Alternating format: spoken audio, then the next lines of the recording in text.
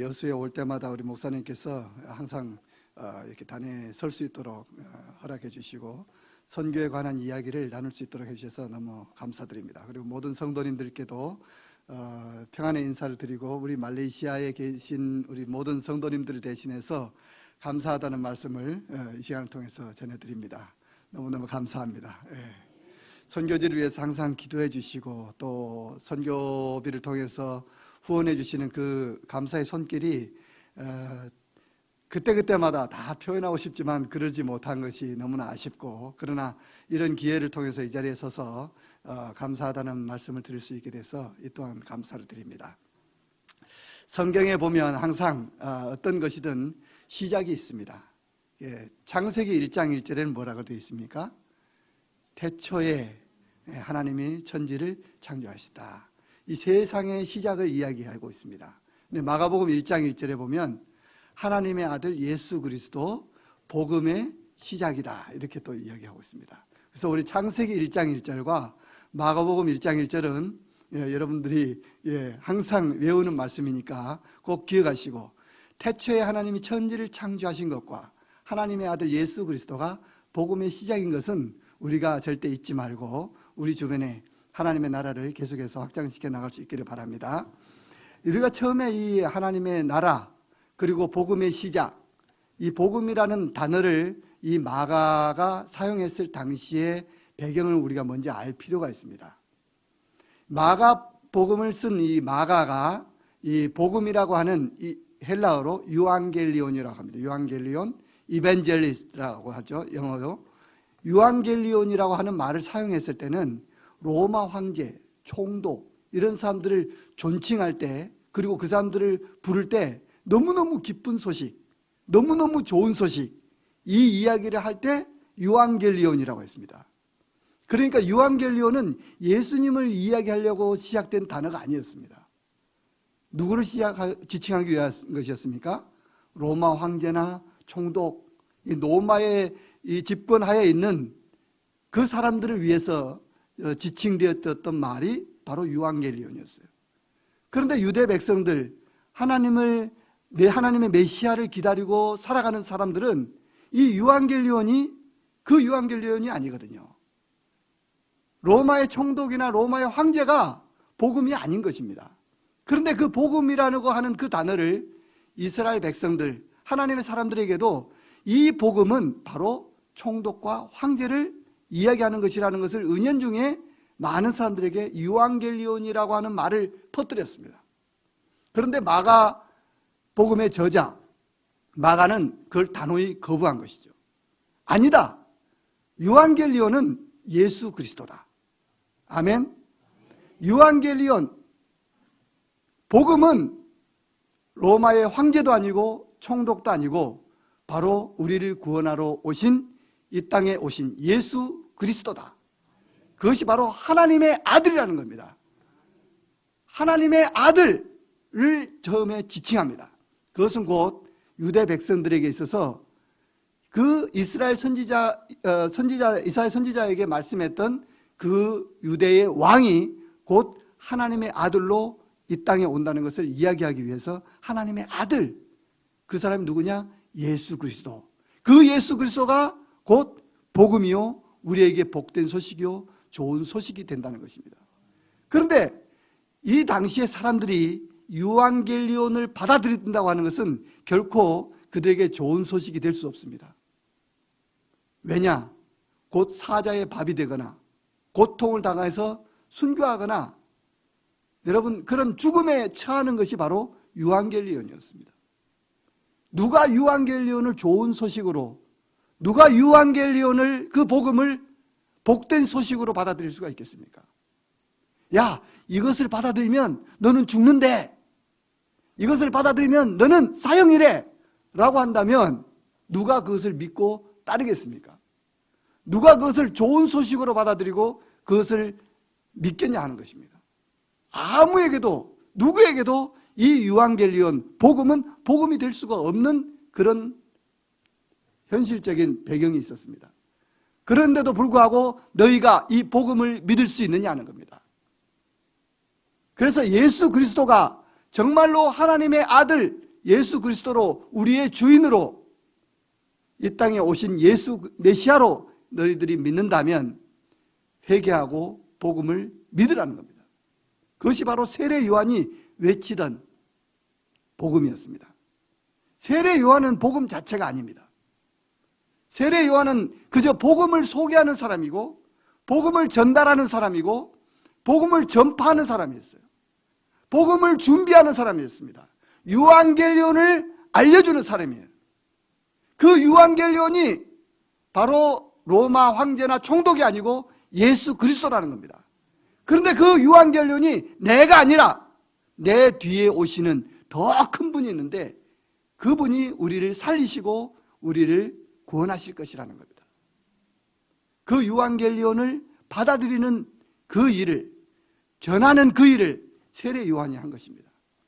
그런데 이 복음의 시작을 알릴 때 시작부터 뭔가가 대단하게 길이 쫙 하고 열리고 모든 것이 다 준비된 것이 있어서 착착 진행되면 얼마나 좋겠습니까?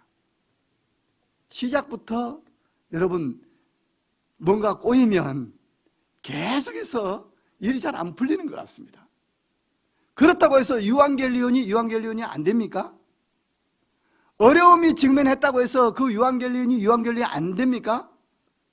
그 속에서 유앙겔리온은 유앙겔리온이 되는 겁니다.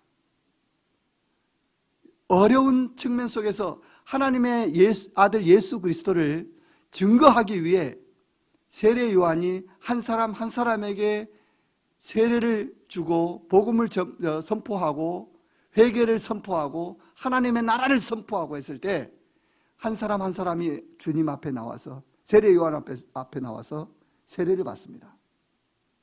그리고 예수님도 그 앞에 나와서 세례를 받습니다. 왜 죄 없으신 예수님이, 유앙겔리온 그 자체이신 예수님이 세례 요한 앞으로 나온 겁니까? 죄인된 인간 앞에 왜 죄 없으신 예수님이 와서 세례를 받으셔야만 합니까? 그것은 하나님의 커다란 구원의 목적 하에, 구원의 은혜 속에서 베풀어진 섭리 속에 이루어진 일입니다. 이 구원의 사건이, 은혜의 사건이 시작되는 것은 오늘날 우리 한국 교회뿐만 아니라 선교지에서도 동일하게 나타납니다. 복음을 전하기 시작할 때, 구원을 외치기 시작할 때, 하나님의 나라를 외치기 시작할 때 결코 쉽게 이루어지지 않습니다. 하나하나가 살얼음판이고 하나하나가 가시밭길이고 하나하나가 어려운 길들로 가득 차 있습니다. 저는 선교지를 들어갈 때 차 한 대로 워낙에 많은 길을 가다 보니까 길이란 길 종류는 다 가본 것 같아요.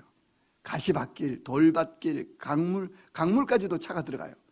강물길, 뻘길, 산길, 돌밭길, 온통 5만 가지의 길을 다 가보는데 그때마다 느끼는 것은 복음 전하는 것이 이렇게 힘들고 어려워서 하나님이 길을 다 내주시고 반듯하게 해주시고 깨끗하게 해주시면 가는 길도 편하고 좋을 텐데 왜 이렇게 힘들게 복음을 전해야 하나, 그런 생각이 들 때가 참 많습니다.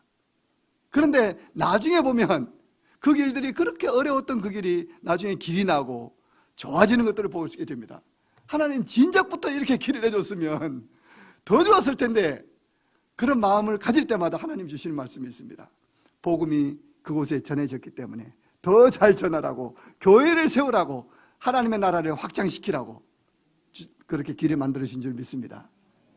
그 길들 속에는 참으로 고난의 길들이 많습니다. 어떤 지역들은 어린이들을 훈련시켜야 됩니다. 어떤 지역들은 청소년들을 훈련시켜야 합니다. 어떤 지역들은 어른들을 훈련시켜야 합니다. 어떤 지역들은 복음을 전해야만 합니다. 어떤 지역들은 은밀하게 들어가야 합니다. 어떤 지역들은 뭔가를 싸들고 들어가야 합니다. 어떤 지역들은 마을의 이장 또는 추장만 만나고 돌아와야 됩니다.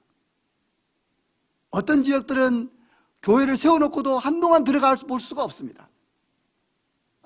그 이야기가 나와서 말인데, 우리 성은교회에서 지어놓은 교회들, 자주 소식을 전해드리지 못하는에도 불구하고 목사님이나 또 장로님이나 여기 올 때마다 한 번도 왜 소식 잘 안 전해줍니까? 권사님들도 다 그냥 그렇게 묻는 분이 한 분도 안 계세요. 궁금해하지 않아서가 아니라 잘 선교 현장을 이해해 주시기 때문으로 저는 믿습니다. 저는 얼마나 한편으로 미안하고 한편으로 감사하고 선교 현장을 잘 이해하지 못하는 교회들이 의외로 많습니다. 때로는 장로님들도 선교부 장로님이라고 하셔가지고 전화해서 아니 선교사님 어떻게 하루 이틀도 아니고 일주일씩 연락이 안 됩니까? 뭐 우리 전화를 피합니까? 그러는 분들 계세요. 일주일이 아니라 열흘, 이틀, 2주일씩 연락이 안 될 때도 있습니다. 장로님 와 보셨지 않습니까? 그 지역 들어가면 인터넷도 안 됩니다. 전화도 안 터집니다. 오로지 사람 인편을 통해서만 메시지가 들어갑니다. 이야기가 전달됩니다. 어떻게 제가 그 다 일일이 전합니까? 아무리 그래도 그렇지 뭐 그렇게 이야기합니다. 제가 할 말이 없어져요. 아무리 그래도 그렇지 하면. 근데 어쨌든 그런 지역들도 있습니다. 그래서 제가 제일 감사하게 생각하는 것은 복음이 들어간 지역마다 그래도 열매가 꼭 있더라는 겁니다. 교회를 세워놓으면 안 될 것 같습니다. 그런데도 그 속에서 열매는 피어납니다. 가시밭길, 돌밭길, 강물, 뻘길, 산길, 오만 길들을 다 걸어가도 그 속에 들어가면 결국은 하나님께서 준비해 놓은 사람들을 만나게 해주시더라고요. 첩첩산중에 들어가도 그곳에 믿을 사람을 예배해 놓으시고 그 사람을 통해서 주변 사람들이 또 믿게 하시고 하나님의 나라가 확장되어 가는 것을 볼 수 있습니다. 그래서 제가 카리스라고 하는 것은 은혜입니다. 은혜 신학교를 만들었어요. 카리스 원주민 신학교를 세웠습니다. 신학교를 세웠다 그러니까 여러분 어마어마한 우리나라 뭐 장신대처럼 그런 큰 학교를 세웠다 생각하는데 학교 지금은 건물도 없습니다. 지금 건물도 없습니다. 학생만 12명 있었는데 딱 12명이에요. 12제자. 근데 지금은 모두가 다 흩어져서 교회에서 사역을 하고 있습니다. 감사하게도. 그 학생들이 저에게는 열매입니다. 지금도 계속해서 교육을 시켜야 되고 그 사람들은 교육을 받아야 되는 입장이지만 지금 그럴 수 있는 형편이 못 되고 있습니다. 어떻게 그러면 그 학생들을 우리가 발굴해낼 수 있습니까? 어린이 캠프를 통해서 어린이 중에서도 발굴합니다. 청소년 캠프를 통해서 그 캠프 안에 이 친구들은 정말 하나님의 사람으로 세워지면 참 좋겠다. 왜냐하면 원주민 선교는 원주민 사역자가 일어나야 됩니다. 그리고 원주민 사역자가 일어나더라도 그 교회가 교회로서 정착하고 안정화되기까지는 선교사의 도움이 필요합니다. 아직까지는 잘 모르기 때문에 그렇습니다. 그런데 지금까지 어찌 보면 저는 사실 하나님 앞에 책망받을 수 있는 부분입니다. 맡겨놓고 어찌 보면 맡겨놓기만 했지 제대로 관리를 잘 못한 측면이 없지 않아 많습니다. 그런데 이제 하나님께 주신 뚜렷한 마음이 있어요. 잘 하나님의 교회들을 돌아보고 사람을 더 세우는 그 일에 더 추진하도록 하나님이 저에게 마음을 많이 보여주셨습니다. 이렇게 하나님의 사람들을 한 사람 한 사람 세울 때 여러분 교회를 세울 때 그리고 그 교회에서 일어나는 모든 일들이 그냥 한순간에 착착착 진행되지 않습니다. 다 일일이 들여다봐야 합니다. 뭐 여러분들 혹시 이제 다 소식을 들으셨는지 모르겠지만 제가 이 손을 좀 다쳤습니다. 낮에 정글 칼에 한 6, 7바늘을 꿰맸어요. 별로 안 놀라시네요. 아무도. 6, 7바늘 정도야 뭐. 여기 뼈가 손등이 뼈가 살이 없지 않습니까?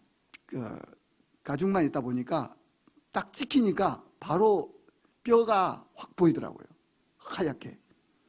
그런데 그날도 제가 이제 교회에 어느 이제 건축을 하는 부분이 있어서 자주 왔다 갔다 했어요. 도저히 제가 넘어질 수 있는 상황이 아닙니다. 제가 정글 칼을 들고 있었거든요. 뭐 제가 칼싸움 하려고 했었던 건 아니고 이제 화장실을 짓기 위해서 웅덩이를 파놨, 정화조를 묻기 위해서 파놨고, 이제 다 끝나가는 시점이라 이거를 막아놓고 저녁에 혹시라도 누군가 헛디뎌서 떨어지거나 또는 뭐 동물들 개나 뭐도 이렇게 또 떨어질 수 있잖아요. 함정이 될 수가 있기 때문에 이걸 좀 뭔가 덮어놓기 위해서 강목들을 이렇게 다 설치하고 그 위에 또 베니다판을 놓고 천막 같은 걸 덮어 씌우려고 그렇게 했습니다. 그런데 강목을 해놓고 보니까 못이 삐죽삐죽 튀어나와 있는 거예요. 자칫 잘못하다가 이거 빠지지 않기 위해서 했는데 이거 누가 못을 잘못 밟으면 큰일 나겠다 싶어서 제가 돌을 가지고 이 못을 하나씩 받고 있었어요. 근데 이 돌이 별로 안 강한 돌이라 얘가 깨지는 겁니다. 그러니까 거기 또 원주민 교회 집사님이 안에서 정글칼을 갖다 줬어요. 저한테. 정글칼 좀 길쭉합니다. 끝에가 살짝 이렇게 휘어져 있어요. 근데 정글칼을 가야 되는데 그 뒷부분으로 이렇게 치라고. 그래서 하니까 잘 들어가요. 그 뒤에가 조금 널찍해서 탁탁 치고 다 끝나고 이제 내려와서 준비를 하려고 하는데 마치 무슨 코미디 몸개그 하는 것처럼 넘어질 수 있는 상황이 아닙니다. 왜 넘어졌는지 모르겠어요. 마치 누가 뒤에서 떠민 것처럼 그렇게 넘어진 거예요.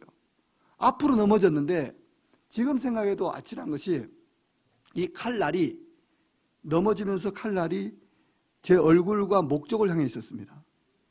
근데 손을 놨는데 마침 제가 잡아서 그래서 손등을 다치게 된 거지, 안 그랬으면 제 목이나 아니면 얼굴 쪽에 심하게 아마 다쳤을지도 모릅니다. 그래서 다치고 나서 처음에는 피도 안 나서 별로 뭐 다친 줄은 몰랐어요. 근데 씻으려고 이렇게 보니까 하얗게 뼈가 보이는 겁니다.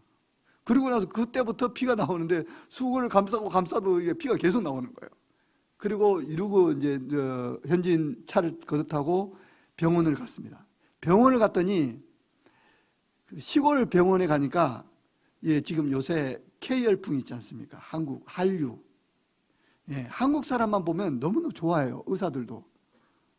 지금 좋아할 분위기가 아닌데, 지금 한국에서 왔다고, 코리아 하면서 지금 반가워할 상황이 아닙니다. 저는 지금 지금 감싸고 피가 범벅이 돼가지고 수건에 다 뻘겋게 젖어 있는데, 거기서 어떻게 여기 왔냐는 둥, 그런 거 별걸 다 묻습니다. 자기 K-드라마 좋아한다는 둥, 누구 아냐 그러고, 제가 누구 어떻게 압니까?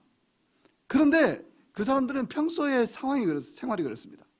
근데 좀 더 이야기를 하면, 이거 상황이 좀 안 좋겠다. 왜냐하면 제가, 왜 너가 근데, 아니나 다를까? 너가 근데 그 마을에 왜 거기 있다가 이런 사고가 났냐? 이제 제가 둘러댔죠. 친구를 도와주다가 잘못되고 칼이. 그런데 아무것도 모르는 우리 원주민 교회 그 집사님이 옆에서 저를 부르는 겁니다. 거기 말레이시아 말로 번데따 별로 발음은 안 좋죠. 번데따가 목사님이에요. 제가 거기서는 조엘이에요. 근데 번데따 조엘 하면서 막 또 굳이 막 설명을 하는 거예요. 제가 가만히 있으라고 조용히 이렇게 신호를 줘도 번데따 왜 그러냐고 또 계속. 그렇게 눈치가 없습니다. 순진해요. 그러니까 다 알았어요. 이 사람이 목사구나. 근데 왜, 다행히도 그 사람이 크게 관심을 갖지 않고 더 이상 깊이 파묻지 않아서 그렇지, 그 일이 있기 전에 사실은 제가 한번 일이 있었습니다. 칼보다 더 심한 일이 감옥에 있었어요. 이틀 동안 경찰에 갇힌 일이 있었는데, 그때도 역시 똑같은 경찰한테 여러분 3번 걸림 본 적이 있습니까? 제가 똑같은 경찰한테 3번을 검문을 당했어요. 3번을.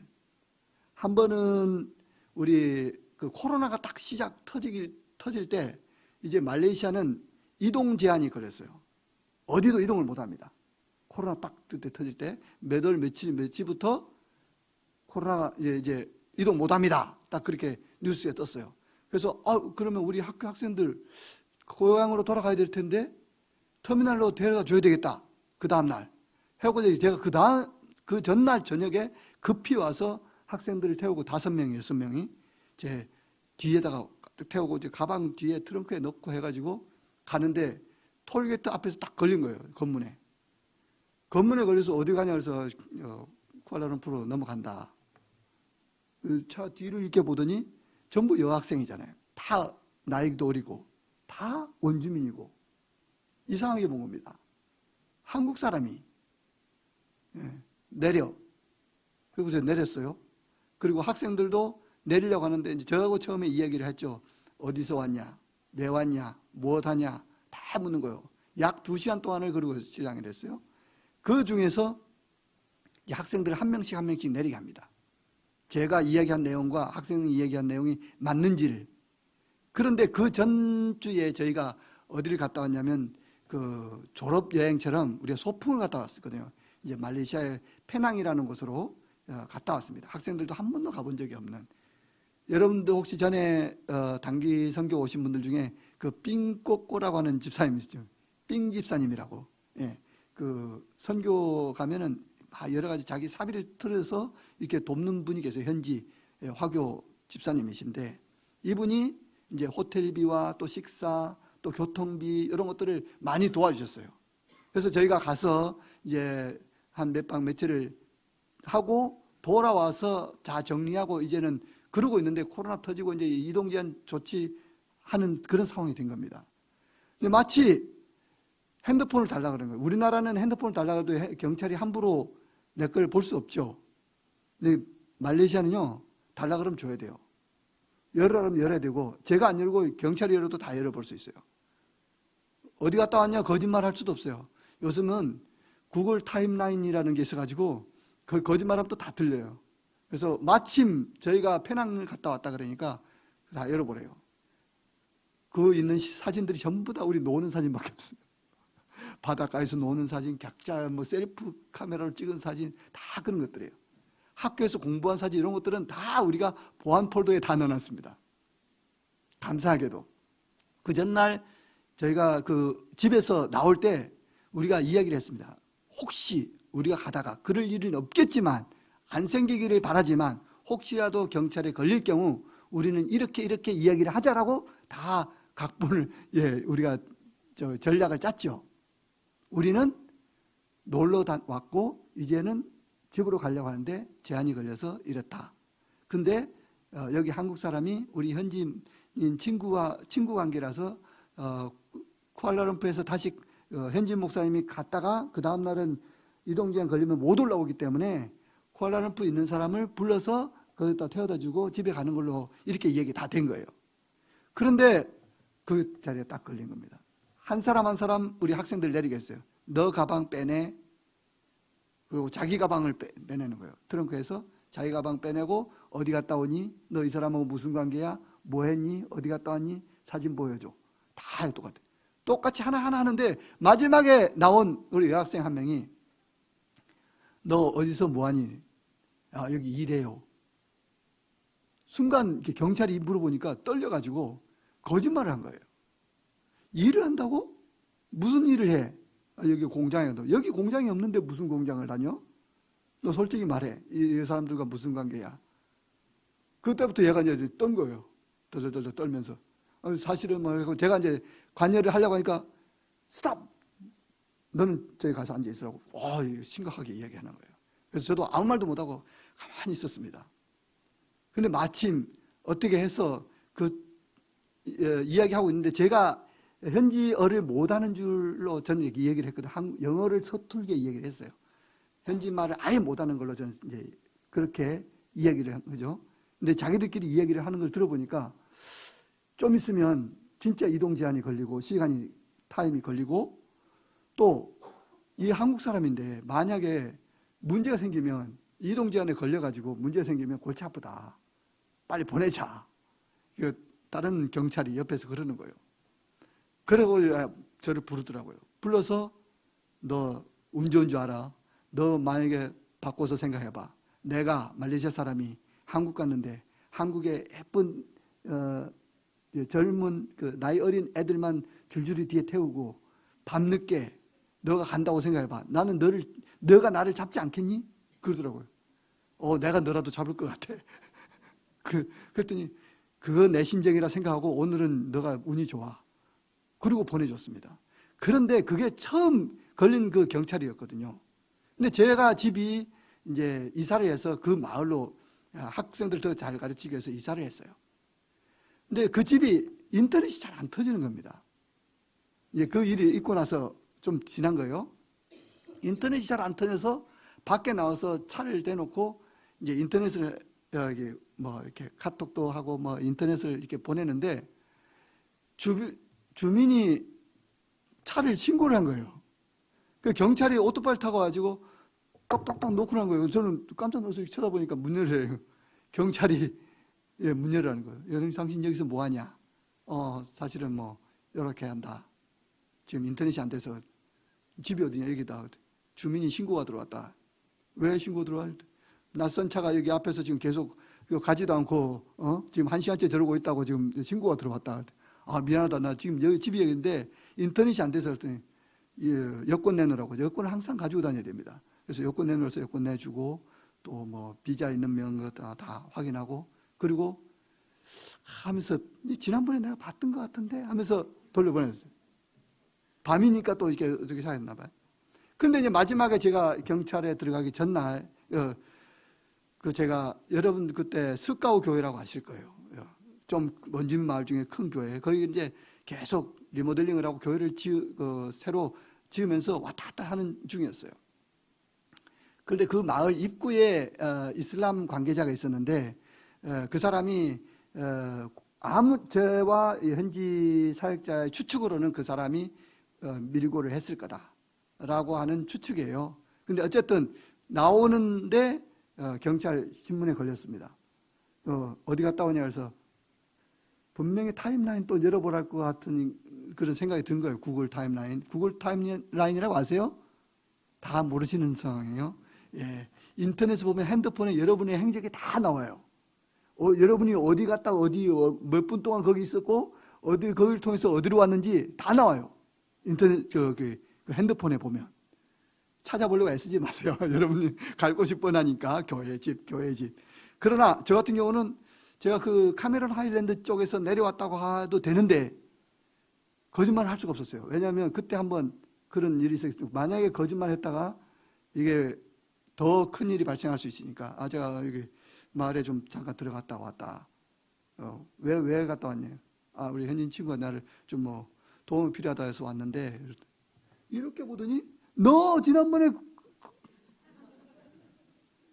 그 세 번째는 거예요. 똑같은 그 경찰한테 너 아무래도 좀 수상해. 뭔가가 이상해 너. 왜 이쪽에 자꾸 오는 거야? 따라와 하더니 경찰차를 따라서 이제 경찰서로 간 겁니다. 갔더니 놀라운 일이 발생했습니다. 제 핸드폰이 지금은 또 이게 회생을 했습니다. 제 핸드폰이 소리는 울리는데 아무것도 안 보이는 거예요. 하얗게 되는 거예요. 하얗게. 지금 까맣죠? 하얗게 되는 거예요. 이게 일명 저도 몰랐는데 나중에 보니까 액정 백화 현상이라 해요. 액정 백화 현상. 그런데 제가 전화를 받으면 이게 켜지는 겁니다. 그리고 전화 통화를 해요. 그리고 딱 갖다 줍니다. 전화기가 또 소리가 울려요. 그런데 하얗게 돼요. 경찰이 받으면 거짓말 같은 스토리가 정말 경찰서 안에서 일어난 거예요. 그래서 제가 이미 저는 유치장 안에 들어가 있었고 경찰이 계속 전화 오니까 저를 바꿔주는데 바꿔주면 이게 되고 풀리고 경찰한테 주면 하얗게 되는 거예요. 도대체 너 이거 왜 너 무슨 여기다 장치를 했냐? 장치한 거 없다. 지금 같이 보면 아무것도 안 보입니다. 또 그렇게 해서 했는데 막판에는 이제 요구를 하는 겁니다. 뭔가 돈을 내놔라. 안 그러면 너 큰일이다. 근데 제가 거기에 안에 베트남 사람, 그다음 캄보디아, 파키스탄 불법 체류자들 와서 일하는 사람들, 그 사람들하고 같이 이제 있는 거예요. 근데 이제 그 사람들도 영어를 하고 저도 이제 왜냐하면 말리말을 하면 안 되니까 가능하면 영어를 하는데 근데 너는 그래도 핸드폰이라도 보여준다. 나는 핸드폰 가져가고 나서 지금 내 핸드폰이 어디 있는지도 모른다. 뭐 그런 얘기를 하는 거예요.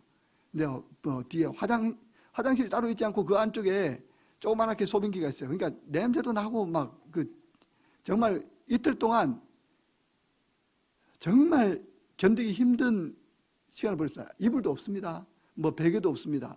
콘크리트 바닥이에요. 먹는 거 그 사람들 이게 나실르막이라고 그 조그마한 밥에다가 멸치하고 땅콩하고 쌈발 소스 같은 거 이렇게 주는 게 있는데 그것도 제대로 나오지가 않아요. 조그마하게 가서 개밥 던져줄 수 줍니다. 근데 이틀 이상을 못 놔둬요. 부금할 수가 없습니다. 거기다가 또 제가 해필이면 주말에 걸려가지고 그 이틀을 한 거지, 안 그랬으면 좀 더 앞에 나올 수도 있었을지도 모르는데, 그러니까 이제 자기 상사가 만약에 알면 자기들도 골치 아픈 거예요. 만약 외교적으로 문제가 발생해도 큰 문제인 거죠. 그런데다가 저희 집사람이 이제 전화 통화가 돼서 하는데 여기 이제 제가 일부러 스피커폰을 한 거예요. 스피커폰으로 들리게. 근데 이제 마침 저희 집사람도 그걸 느낌을 알고 엠버시 뭐 리포트하고 막 이런 걸 쓴 거예요. 그러니까 이 사람들도 경찰들도 이게 좀 골치 아픈 거죠. 만약에 외화 문제로 이게 외교적으로 문제가 발생하면 이건 좀 큰 문제가 되는 거죠. 그리고 마침 이제 저희 집사람 실제로 아니나 다를까 한국 대사관하고 통화를 해서 대사 그 영사 그 업무를 하는 사람하고 걱정하지 말라고, 만약에 그런 일이 발생하면 자기들이 전담하는 경찰이 있고 그쪽으로 파견해서 어떤 일이 발생하지 않도록 할 테니까 걱정하지 말라고 이야기했는데 아니나 다를까 그날 밤에 저를 풀어준 겁니다. 이렇게 복음을 전하는 게 있어서 지금 이야기를 하다 보니까 이렇게 시간이 갔는데, 복음을 전하는 데 있어서는 감옥에 갇힐 수도 있고 뭐 낫에 정글칼에 베이기도 하고 수만 가지 오해를 받기도 하고 또 현지인들과의 마찰이 생기기도 하고 그렇습니다. 그래도 우리가 해야 될 일이 있습니다. 예수 그리스도 복음을 전하는 일입니다. 하나님의 나라를 이루기 위해서 모든 것이 지금 없다 해도, 저는 사실 지금은 이제 발밖에 없습니다. 남은 것이 없습니다. 제가 차도 지금 없습니다. 들어갈 수 있는 길조차 다 끊겼습니다. 하나님께 기도하면 하나님이 안심해라, 걱정하지 마라, 내가 도와줄게 말씀하는데 하나님을 제가 가장 많이 원망한 게 작년 올해 아닌가 싶어요. 정말 원망 아닌 원망을 합니다. 하나님 왜 도대체 내가 하나님 나라를 선교를 위해서, 하나님 나라를 위해서, 복음을 위해서, 예수 그리스도 이름을 전하기 위해 이렇게 애쓰는데 왜 내 주변, 사실 그 빈꽃꽃 집사님도 지금 사실 경제적으로 사실 어려운 측면에 있습니다. 왜 내 주변과 내 이런 현실들이 너무너무 크게 하나님 길을 안 열어주십니까? 기도하면은 하나님이 넌 내 사랑하는 아들이다, 내가 너를 기뻐한다, 하나님 말로만 하지 말고 좀 도와주세요. 제가 지금 사실 웃고 하지만 정말 많이 울면서 하나님께 통곡을 했습니다. 그러면서도 하나님께 주신 말씀은 복음의 이것 유앙겔리온을 너가 선포하라는 겁니다. 너에게 이것이 복음이 되고 그 복음이 다른 사람에게 전달되기를 너가 정말로 원한다면 지금의 이 상황과 환경들을 넘어서 예수 그리스도 전하라는 겁니다. 그래서 제가 청소년 캠프를 통해서 사역자들을 발굴합니다. 이제 영상을 잠깐 볼 텐데요. 우리 청소년 캠프 하면 청소년만 오는 게 아닙니다. 원주민마을 들어가면 어른도 오고 조그만 아이들도 오고 많이 옵니다. 그 아이들 중에는 나중에 10년이 되고 20년이 돼서 저를 기억하는 아이들도 있어요. 지금 벌써 대학생이 된 학생들도 저를 기억하고 옛날에 자기 마을에 와서 이런 것들을 해줬다는 것을 아는 친구들이 있습니다. 지금 우리 영상을 한번 보겠습니다. 그 청소년 캠프인데 원주민 마을에서 이루어진 겁니다.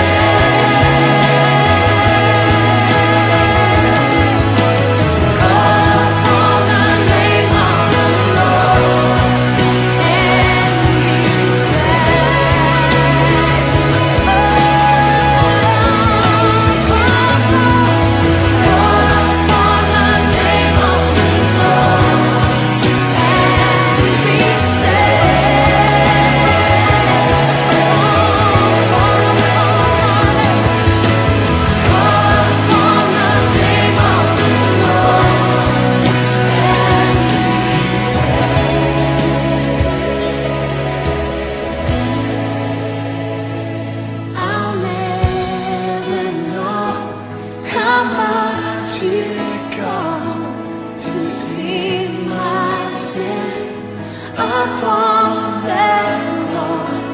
I'll never know how much it cost to see my sin upon that cross.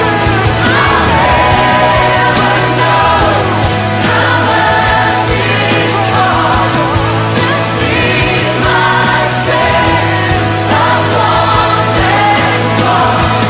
I'll never know how much it cost to see my sin upon that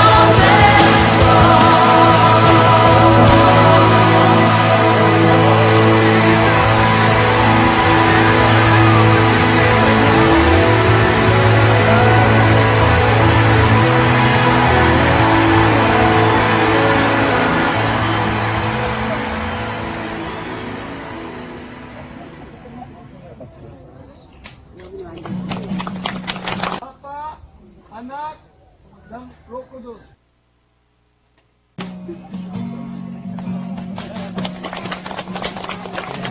께서 구원받는 사람을 날마다 더하게 하신 줄 믿습니다. 저 천막 속에 온도가 대략 몇 도 정도 될 거라고 생각하십니까? 한낮에 약 40도, 체감 온도는 약 40도입니다. 막 불볕더위입니다. 뜨거운, 안 그래도 더운 여름 날씨에, 열대 날씨에 천막 속에 그 갇혀있는 열기는 정말 뜨겁습니다. 땀이 비 오듯 합니다. 근데 밤 되면은 제가 오전부터 해서 밤늦게까지 해요. 한번 캠프를 하면 사람 녹초가 됩니다. 그래도 우리가 그때 결신자들이 생겨나고 그 시간에 하나님의 사람들이 일어섭니다. 집중해서 한 며칠 동안 3박 4일 바짝 해서 거기서 예수 그리스도를 전하고 하나님의 나라를 심어주고 다시는 세상 길로 다시 돌아가지 않겠다고 맹세하고 결단하고 거기에서 세례받겠다고 다짐한 사람 아무도 억지로 밀어내지 않습니다. 자원하는 사람. 거기는요, 여러분 우리나라처럼 학습, 세례 이렇게 해서 하지 않고 기간이 된 분 중에 여러분 거기서 내가 세례를 바로 받겠다고 하면 바로 세례를 줍니다. 예수 그리스도를 분명하게 믿고 고백한다면. 여러분 오늘 우리가 전해야 할 분은 누구십니까? 유앙겔리온이 여러분에게 정말 복음이 되고 있습니까? 여러분 앞에 죽음이 기다리고 있고 고통이 따르고 있고 여러분 앞에 설령 여러 가지 험난한 길이 보일지라도 그것이 여러분에게 진짜 복음이 되고 있습니까? 하나님은 오늘 우리에게 그 복음을 그럼에도 불구하고 전하라는 겁니다. 여러 가지 상황, 핑계, 걱정거리 많습니다. 그러나 다 내려놓고 내가 너를 사랑한다. 내가 너를 도와줄게. 내가 너와 함께한다. 이 말씀에 힘을 얻고 주님 앞에 나아갑시다. 하나님이 우리를 도와주실 겁니다. 하나님이 우리와 함께 하십니다. 하나님이 그렇게 하십니다. 내 새끼 건들지 마. 내가 책임질 거야. 우리 주님은 그런 분이십니다. 하나님의 아들 예수 그리스도 복음의 시작, 우리 모두 증거해서 하나님의 나라를 이 여수뿐만 아니라 온 세계 곳곳에 증거해서 우리 성은교회와 저와 여러분들 모두가 다 하나님께 큰 칭찬받는 우리 모두 되기를 주님의 이름으로 축복합니다. 기도하겠습니다. 하나님 감사합니다. 복음의 시작 예수 그리스도, 어떤 것과도 견줄 수 없고 어떤 것과도 바꿀 수 없고 그 무엇과도 비교할 수 없는 그 이름 예수 그리스도, 우리의 구원자 되시고 우리의 아버지 되시고 우리의 모든 것 되시는 주님, 오늘도 우리가 다른 것 바라보지 않고 오직 예수 그리스도 한 분을 바라보며 유앙겔리온이 유앙겔리온 될 수 있도록 우리에게 복 주시고 은혜 주시니 감사합니다. 설령 내 앞에 환한 길이 보이지 않더라도 하나님께서 인도하시는 그 길이 맞다면 우리는 은혜의 길을 가고 있는 것이요 복된 길을 가고 있는 것임을 믿습니다. 하나님 우리를 끝까지 인도하실 것을 믿고 감사드리며 여기 있는 하나님의 성도들 모든 가족들과 가정과 하는 일들 위해 주님의 은혜로 풍성케 하여 주시옵소서. 감사드리며 예수님 이름으로 기도하옵나이다.